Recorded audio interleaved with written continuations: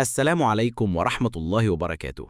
أنا أخوكم أحمد الغاوي من قناة كلام مش هيخلص، ورجعت لكم في فيديو جديد.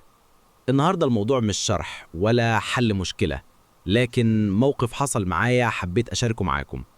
الصبح وأنا بفتح الكمبيوتر لقيت أيقونة برنامج AVG أنتي فيروس في شريط المهام لونها أحمر. اتخضيت جدا لأن أيقونة الأحمر معناها يا البرنامج متوقف عن العمل يا إما في تهديد فعلي على الجهاز.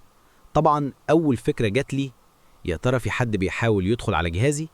لكن الحمد لله بعد ما رجعت طلع السبب إن البرنامج محتاج تحديث جديد. في حد ممكن يقول يا عم أحمد ما تكبرش الموضوع، حتى لو وقف في حماية ويندوز شغالة. بس الحقيقة أنا موقف حماية ويندوز ومسحته كمان من جذوره، لأني معتمد بشكل كامل على AVG. وده مش بس عشان النسخة المجانية، لأ، أنا كمان شاري النسخة المدفوعة.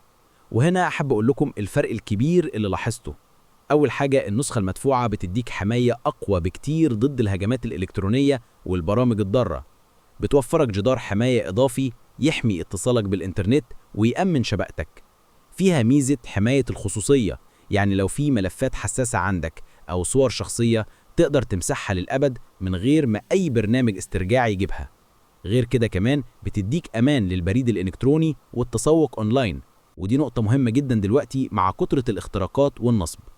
بصراحة التجربة فرقت معايا جدا، وأنا شايف إن النسخة المدفوعة تستاهل كل جنيه فيها.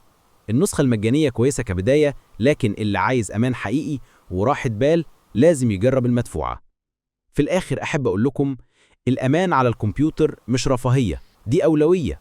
فلو تقدروا أنصحكم وبشدة تشتروا النسخة المدفوعة من AVG، وهتحسوا بالفرق زي ما أنا حسيت.